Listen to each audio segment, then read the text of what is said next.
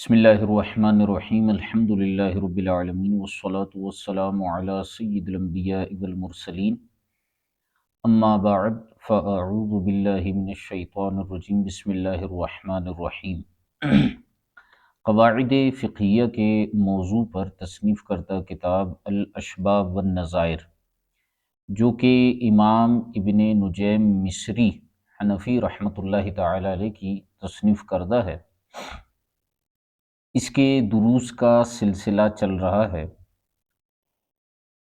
اور اس میں جو چھٹا قاعدہ ہے یعنی العادۃ محکمۃ، اس کے حوالے سے ہماری گفتگو چل رہی ہے۔ اور کل جو آخری مسائل چل رہے تھے وہ مدارس اور امامت کے حوالے سے جو چھٹیوں کا معاملہ ہے اس پر کچھ بحث کی گئی تھی۔ اختتام پر یہ گفتگو ہوئی تھی، ایک فائدے کے طور پر انہوں نے ایک بات بیان کی تھی کہ نقل فی القنیہ، کہ قنیہ میں یہ بات بیان کی گئی ہے کہ ان الامام للمسجد یسامح یا یسامح فی کل شہر اسبوعا للاستراحۃ او لزیارت اہلہ، کہ جو امام مسجد ہوگا اسے ہر ماہ میں ایک ہفتے کی رخصت دی جائے گی استراحت کرنے کے لیے، آرام کرنے کے لیے، یا اپنے اہل و عیال، گھر والوں وغیرہ کی ملاقات اور ان کی زیارت کرنے کے لیے۔ اس کے بعد فرماتے ہیں وَعِبَارَتُهُ فی باب الامامت، قنیہ کی جو عبارت ہے امامت کے باب میں وہ کچھ اس طرح سے ہے کہ یترکو الامامت لزیارت اقربائہ، کہ امام جو ہے وہ اپنے اقربا یعنی اپنے رشتہ داروں وغیرہ کی زیارت یعنی ملاقات کے لیے امامت کو ترک کرے گا۔ پھر رساتیق سے مراد گاؤں دیہات وغیرہ ہیں، تو ان میں جو ہے وہ امامت کو ترک کرے گا اسبوعاً، ایک ہفتے کے لیے، او نحوہ، او لمصیبتہ او لاستراحتہ لا باس بہ، ایک ہفتہ یا جو بھی عادت ہو امامت ترک کر سکتا ہے اور اس میں کوئی حرج بھی نہیں ہے، یا کسی مصیبت کی وجہ سے یا استراحت کی وجہ سے، ٹھیک ہے۔ وَمِثْلُهُ عَفْوٌ فِي الْعَادَةِ وَالشَّرْعِ، شاب فرماتے ہیں اور اسی کی مثل جو ہے وہ معاف ہے عادت میں بھی اور شریعت مطہرہ میں بھی۔ لہٰذا اگر کسی مقام پر عادت ہے کہ ائمہ کو ہر ایک آدھ مہینے کے بعد جو ہے وہ ایک ہفتے کی چھٹی دے دی جاتی ہے، تو اگر وہ عادت ہے، عرف ہے، تو اس کی کوئی کٹوتی وغیرہ نہیں ہوگی تنخواہ میں سے، اور اگر عرف و عادت نہیں ہے اتنی چھٹیاں کرنے پر تو پھر اس کی کٹوتی ہوگی۔ وَمِنْهَا الْمَدَارِسُ الْمَوْقُوفَةُ عَلَى دَرْسِ الْحَدِيثِ، اور فرماتے ہیں کہ اسی حوالے سے وہ مدارس بھی ہیں جن کو وقف کیا گیا ہے درس حدیث کے لیے۔ وَلَا يُعْلَمُ مُرَادُ الْوَاقِفِ فِيهَا، هل يدرس فيها علم الحديث الذي هو معرفة المصطلح كمختصر ابن الصلاح، أو يقرأ متن الحديث كالبخاري والمسلم ونحوهما۔ فرماتے ہیں وہ مدارس جنہیں درس حدیث کے لیے وقف کیا گیا ہے ان کی بھی یہی کیفیت ہوگی، کیونکہ پیچھے مدارس فقہ کی بات کی تھی، تو یہاں پر ارشاد فرماتے ہیں کہ وہ مدارس جنہیں درس حدیث کے لیے جو ہے وہ وقف کیا گیا ہے، تو وہاں پر بھی مدرسین اور شیوخ الحدیث کی تنخواہوں کا یہی معاملہ ہوگا جو ہم نے بیان کیا ہے۔ لیکن ولا يعلم مراد الواقف فیہا، اور ارشاد فرماتے ہیں کہ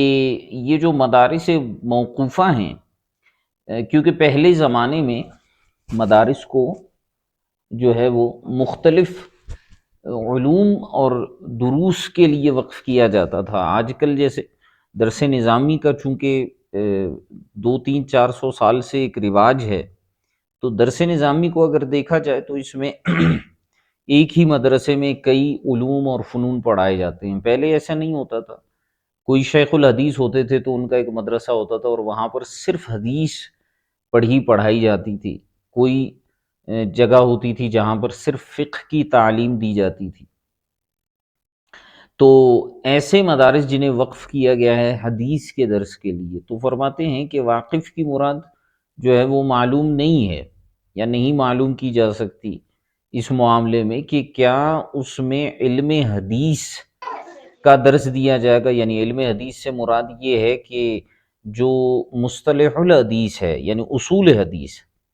یہ مراد ہے وقف کرنا درس حدیث کے لیے مدرسے کو، یہ مراد ہے، یا پھر متن حدیث جہاں پر پڑھا جاتا ہے اس کو ہم کہیں گے کہ یہاں پر درس حدیث کے لیے اسے وقف کیا گیا ہے۔ تو فرماتے ہیں کہ اس میں جو ہے وہ واقف کی مراد معلوم نہیں ہے، یعنی یہ اپنے زمانے کے اعتبار سے بتانا چاہ رہے ہیں کہ لوگ مطلقاً درس حدیث کے لیے جو ہے وہ مدارس کو وقف کیا کرتے تھے۔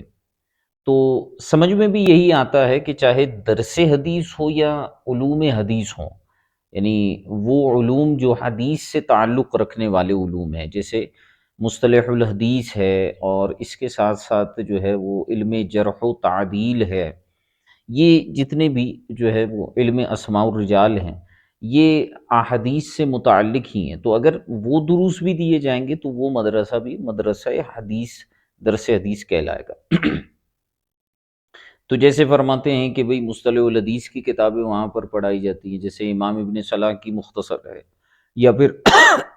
حدیث مبارکہ کا متن جو ہے وہ وہاں پر پڑھایا جاتا ہے، جیسے بخاری ہے، مسلم ہے، اور اس طرح کی کتابیں، ٹھیک ہے۔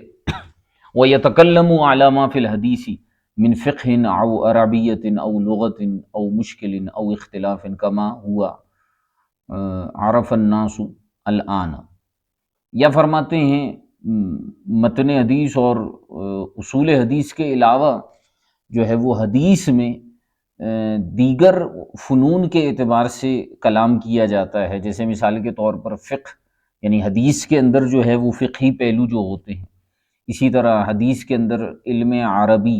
علم لغت، ان کے حوالے سے گفتگو وہاں پر کی جاتی ہے، یا احادیث مشکلہ، یہ جو آپ نے پڑھا ہوگا، ایک امام طحاوی رحمۃ اللہ تعالی علیہ کی کتاب ہے شرح معانی الآثار، اور اسی طرح ان کی ایک اور کتاب آتی ہے شرح مشکل الآثار۔ یہ اصول حدیث کی ایک اصطلاح ہے۔ مشکل حدیث اس کو کہتے ہیں جس میں کسی قسم کا کوئی اشکال آ رہا ہو، کوئی مغالطہ نظر آ رہا ہو بظاہر، تو یہاں مشکلات حدیث کے اعتبار سے وہاں بحث کی جاتی ہے، یا اختلاف کے اعتبار سے بحث کی جاتی ہے۔ جس طرح کہ آج کل لوگ جو ہیں اس کو لوگوں کا جو عرف ہے، کما ہوا عرف الناسی، یہ عرفہ نہیں ہے، عرف الناسی الآن، جیسے کہ آج کل لوگوں کا یہ عرف ہے، تو بھی فرماتے ہیں کہ اس کو ہم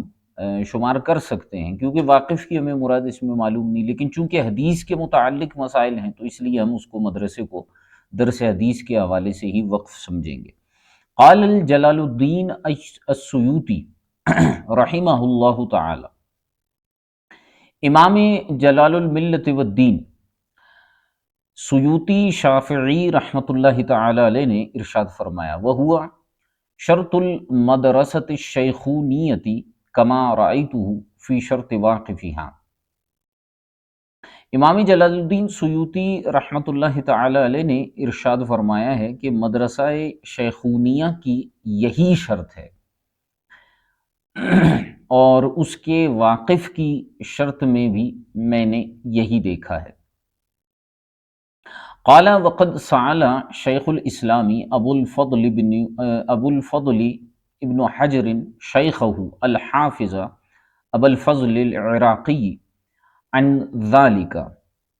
امام جلال الدین سیوطی شافعی رحمۃ اللہ تعالی، اچھا انہوں نے یہاں پر مدرسہ شیخونیہ کا ذکر کیا۔ یہ ایک بڑا مشہور و معروف مدرسہ تھا،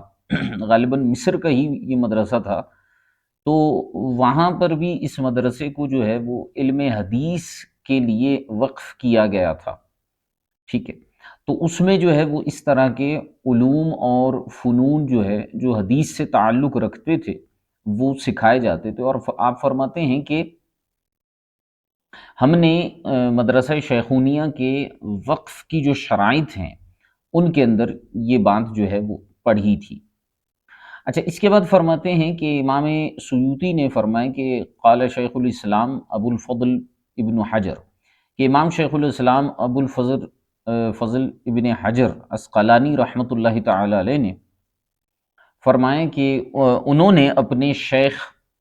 حافظ ابو الفضل عراقی رحمۃ اللہ تعالی علیہ ان سے سوال کیا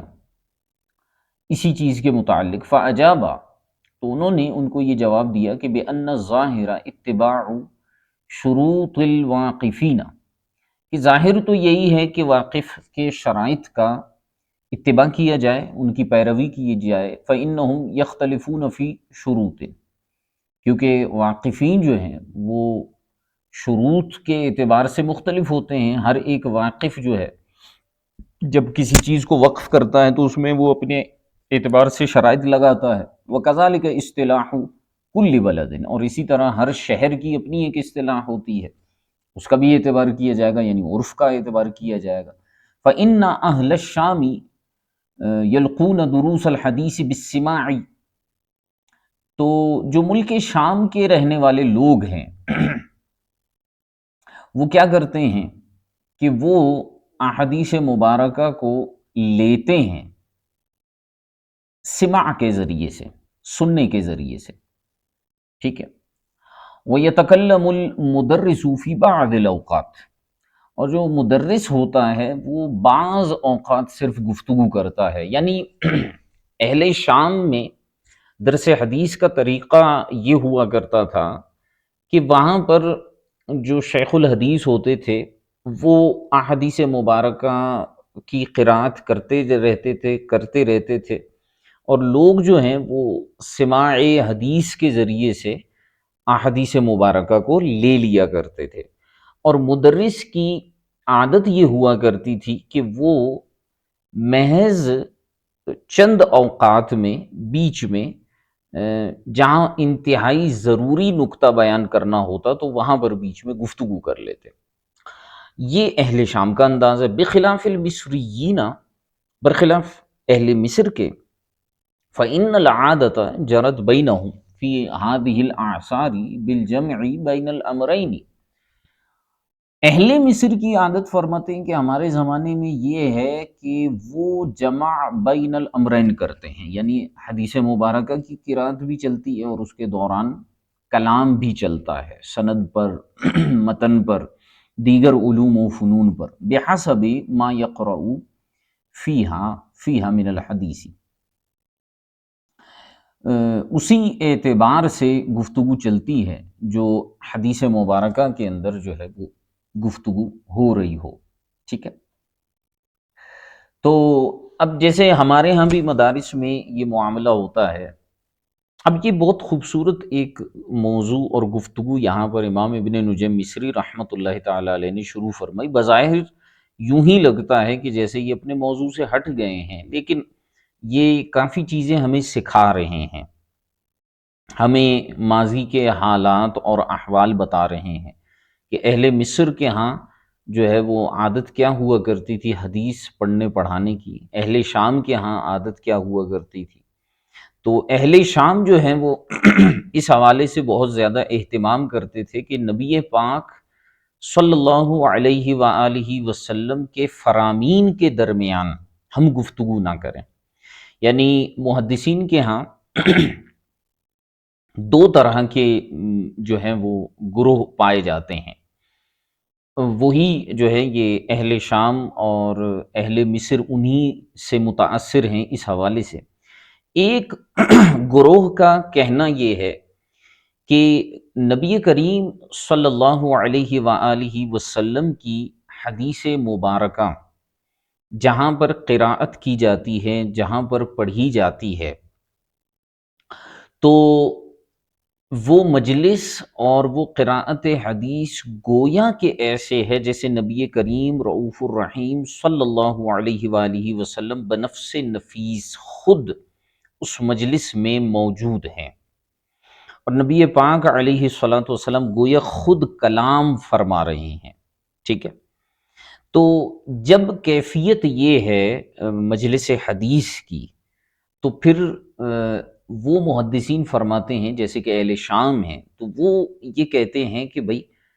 پھر ہمیں جو ہے وہ قراءت حدیث کے دوران گفتگو کرنے کی بھی اجازت نہیں ہے، اگرچہ وہ علوم ہوں جو اسی حدیث کے متعلق ہے، لیکن ہمیں گفتگو کرنے کی اجازت نہیں ہے۔ جب حدیث مبارکہ کی تلاوت قراءت مکمل ہو جائے، اس کے الفاظ مبارکہ پورے ہو جائیں، اس کے بعد بطور تشریح کے جو ہے وہ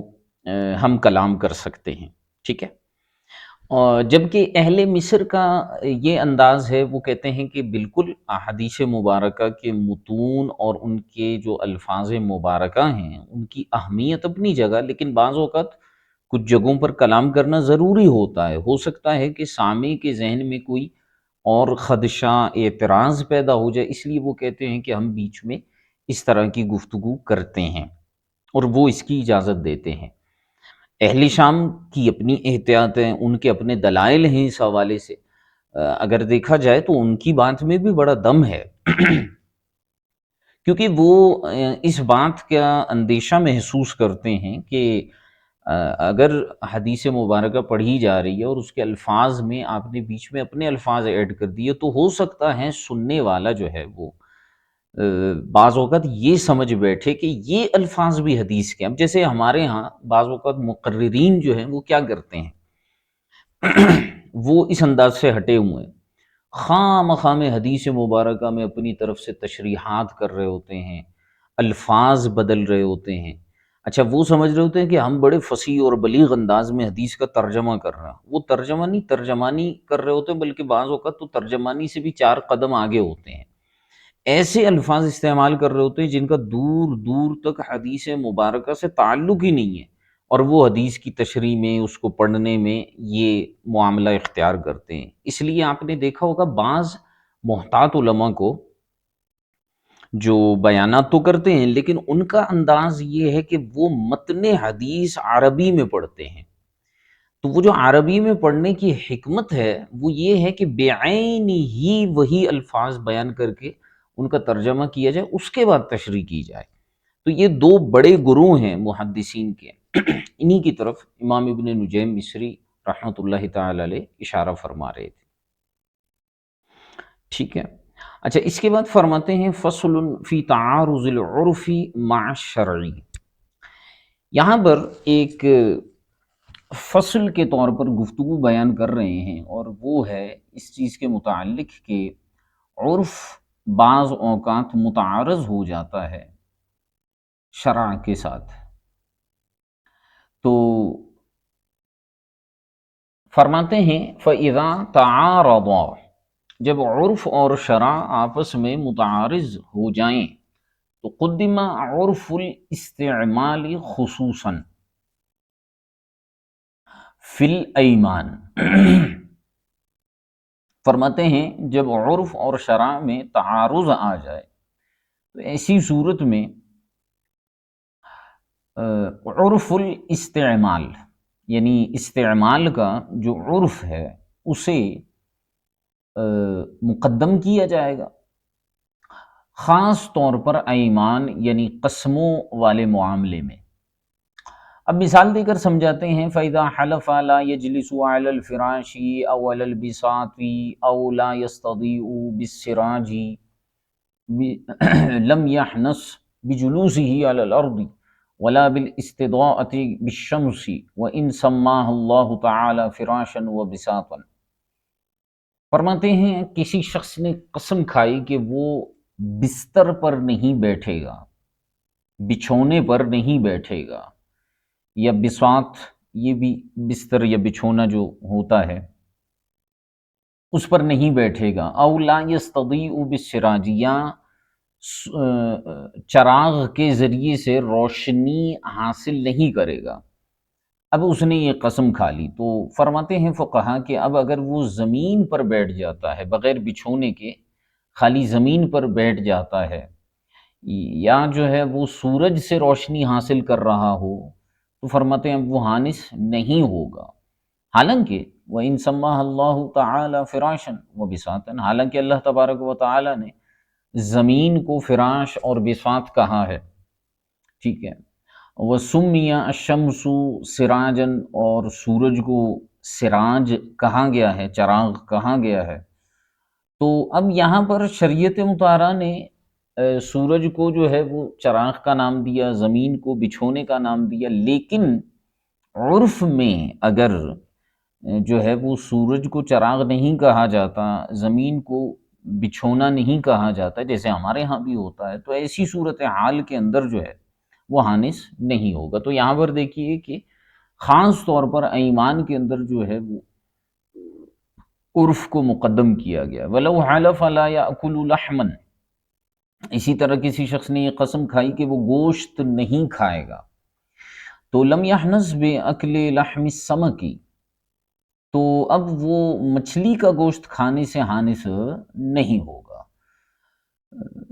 وَإِن سَمَّاهُ اللَّهُ تَعَالَى لَحْمًا فِي الْقُرْآنِ، حالانکہ اللہ تبارک و تعالیٰ نے قرآن پاک میں مچھلی کے گوشت کو لحم فرمایا ہے، لیکن جیسے ابھی عموماً ہمارے ہاں مچھلی کو مچھلی ہی کہتے ہیں۔ بھئی آپ کے گھر میں آج کیا چیز پکی ہے، تو آپ کہتے ہیں کہ جی مچھلی پکی ہے، ٹھیک ہے۔ اچھا، اگر کوئی شخص یہ کہے کہ جی میرے گھر میں گوشت پکا ہے، تو کوئی بھی شخص یہ نہیں سمجھے گا کہ گوشت سے مراد مچھلی ہے، وہ یہی سمجھے گا کہ یا تو مرغی کا گوشت ہے، یا بکرے کا ہے، یا بڑے کا گوشت ہے، ٹھیک ہے۔ تو مچھلی کو جو ہے لحم، بعض مقامات پہ عرف میں گوشت لحم نہیں سمجھا جاتا، ٹھیک ہے، حالانکہ اللہ پاک نے اس کو لحم فرمایا ہے۔ اسی طرح وَلَوْ حَلَفَ لَا يَرْكَبُ دَابَّةً فَرَكِبَ كَافِرًا لَمْ يَحْنَسْ وَإِن سَمَّاهُ اللَّهُ تَعَالَى دَابَّةً، کسی نے قسم کھائی کہ وہ سواری پر سوار نہیں ہوگا، تو وہ کسی کافر کی پیٹھ پر سوار ہو گیا تو حانس نہیں ہوگا۔ حالانکہ اللہ تبارک و تعالیٰ نے کافرین کو دابہ یعنی چوپایوں سے تعبیر فرمایا ہے کتاب اللہ میں، لیکن عرف میں نہیں کہا جاتا، تو اس لیے حانس نہیں ہوگا۔ وَلَوْ حَلَفَ لَا يَجْلِسُ تَحْتَ سَقْفٍ، اسی طرح کسی نے قسم کھائی کہ وہ چھت کے نیچے نہیں بیٹھے گا، فَجَلَسَ تَحْتَ السَّمَاء، پھر وہ آسمان کے نیچے بیٹھا، لم يحنس، حانس نہیں ہوگا۔ وَإِن سَمَّاهُ اللَّهُ تَعَالَى سَقْفًا، اگرچہ اللہ تبارک و تعالیٰ نے آسمان کو چھت قرار دیا ہے، إِلَّا فِي مسائل فَيُقَدَّمُ الشَّرْعُ عَلَى الْعُرْفِ، کہتے ہیں یہ تو کچھ ہم نے وہ مسائل بیان کر دیے جہاں پر عرف کو مقدم کیا جائے گا، ہاں کچھ ایسے مسائل بھی ہیں جہاں پر شریعت کو عرف پر مقدم کیا جائے گا۔ الاولا لو حلف، پہلا مسئلہ اس میں یہ ہے کہ لو حلف لا یصلی، کسی نے قسم کھائی کہ وہ نماز نہیں پڑھے گا، لم یحنس بصلاۃ الجنازہ، تو وہ نماز جنازہ پڑھنے سے حانس نہیں ہوگا، کما فی عامۃ الکتب، جیسے کہ اکثر کتابوں میں مذکور ہے۔ تو اب دیکھیے نماز جنازہ کو ہم نماز کہتے ہیں عرف میں، لیکن اگر کسی نے قسم کھائی کہ وہ نماز نہیں پڑھے گا تو نماز جنازہ پڑھنے سے حانس نہیں ہوگا۔ تو یہاں پر شریعت کو مقدم کیا گیا ہے عرف پر، کیونکہ شریعت نے صلاۃ جنازہ کو صلاۃ نہیں کہا ہے، یہ در حقیقت اسے دعا کہا ہے، ٹھیک ہے، تو اس لیے جو ہے وہ حانس نہیں ہوگا، ٹھیک ہے۔ اچھا، اسی طرح دوسرا مسئلہ ہے الثانیہ، دوسرا مسئلہ بیان فرمائے کہ لو حلف، اب اس میں بھی جو ہے وہ شریعت کو مقدم کیا جائے گا عرف پر۔ لو حلف، اگر کسی نے قسم کھائی لا یصوم، کہ وہ روزہ نہیں رکھے گا، تو لم یحنس بمطلق الامساک، تو مطلق امساک سے یعنی کھانے پینے کو چھوڑ دینے سے حانس نہیں ہوگا۔ حالانکہ صوم کا مطلب یہی ہے نا کہ بندہ کھانے پینے وغیرہ سے رک جائے، تو اگر وہ کھانا پینا چھوڑ دے گا تو حانث نہیں ہوگا۔ وَإِنَّمَا يَحْنَثُ بِصَوْمِ سَاعَةٍ بَعْدَ طُلُوعِ الْفَجْرِ بِنِيَّتِهِ مِنْ أَهْلِهِ، ہاں وہ حانث ہوگا جب کہ وہ طلوع فجر کے بعد ایک لمحے کے لیے بھی روزہ رکھ لیتا ہے روزے کی نیت سے، اور وہ اہل بھی ہو روزے کا، تو حانث ہو جائے گا۔ لیکن پورا دن نہ کھائے پیے تو حانث نہیں ہوگا۔ تو یہاں پر بھی ہم نے عرف کو نہیں لیا بلکہ ہم نے شرعی معنی اس کا مراد لیا ہے۔ الثالثۃ، تیسرا مسئلہ، لو حلف لا ينکح فلانتن، اگر کسی نے قسم کھائی کہ فلاں عورت سے نکاح نہیں کرے گا، حنث بالعقد، تو حانث ہو جائے گا عقد نکاح کرنے سے، لأنہ النکاح الشائع شرعا، کیونکہ عقد نکاح ہی مشہور ہے شریعت میں۔ نکاح سے مراد عقد نکاح ہوتا ہے، لا بالوطئی، کسی عورت سے وطی کرنے سے وہ حانث نہیں ہوگا۔ حالانکہ وطی کرنے کو بھی نکاح کہا گیا ہے، اور لغت میں نکاح کا معنی بھی وطی کرنا ہے، جیسے وہ قرآن پاک کی جو آیت ہے نا حتی تنکحا زوجا غیرہ،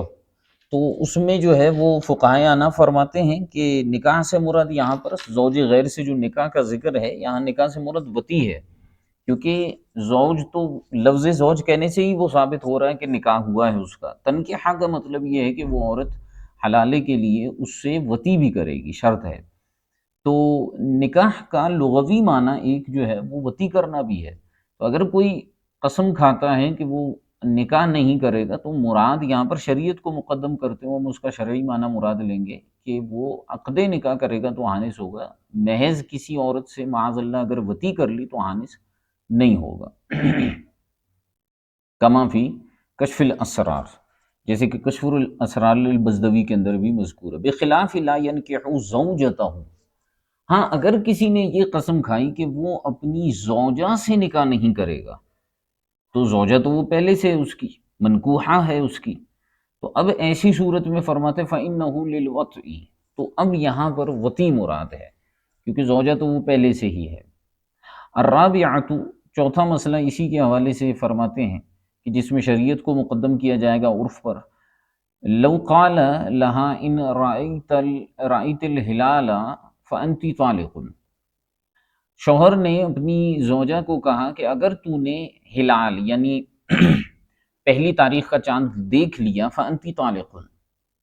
تو تجھے طلاق ہے۔ تو علمت بھی، یہ عاملت لکھا ہوا ہے، یہ عین جو ہے آگے ہے، عین پہلے نہیں ہے، یہ سوری عین ہے اس کے بعد میم نہیں ہے، لام ہے پھر میم ہے، فعلمت بھی یا علمت بھی من غیر رؤیت، تو عورت کو جو ہے چاند کا علم تو ہوا لیکن بغیر کسی کے دیکھے، بغیر اس کے دیکھے کسی اور کے ذریعے سے اس کو چاند کی خبر مل گئی، ٹھیک ہے۔ تو ینبغی ان یقع لکون الشارع استعمال الرؤیت فیہ بمعنی العلم فی قولہ علیہ الصلاۃ والسلام صوموا لرؤیتہ وافطروا لرؤیتہ، تو فرماتے ہیں کہ ہونا تو یہ چاہیے کہ طلاق واقع ہو گئی، طلاق واقع ہو گئی، لکون الشارعی، شارع کی وجہ سے، کیونکہ شارع نے جو ہے وہ کیا کیا ہے کہ رؤیت کو استعمال کیا ہے، چاند کی رؤیت کو بمعنی علم میں استعمال کیا ہے، اور نبی پاک صاحب لولاک صلی اللہ علیہ وآلہ وسلم نے فرمایا صوموا لرؤیتہ، چاند کو دیکھنے کی وجہ سے روزہ رکھو، ایک تو اس کا یہ معنی ہے، دوسرا یہ ہے کہ یا تمہیں کوئی چاند کے نظر آ جانے کی خبر دے دے،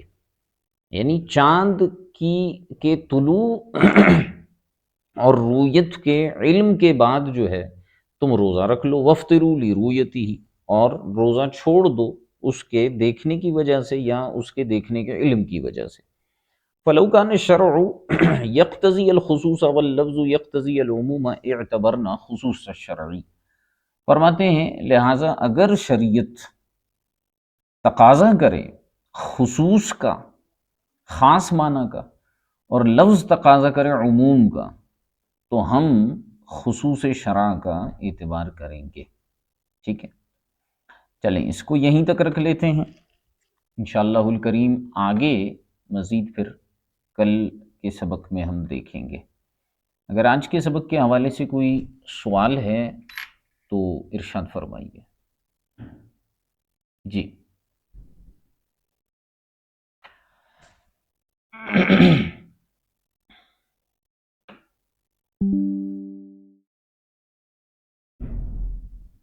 جو سبق ہوا ہے اس کے متعلق کوئی سوال ہے تو پوچھ سکتے ہیں۔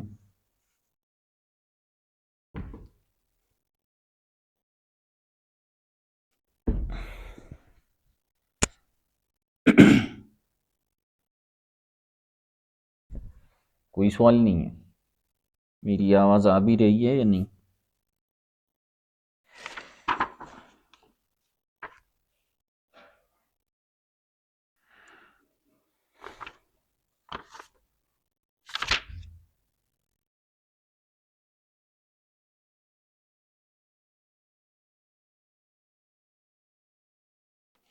سوال کوئی نہیں ہے؟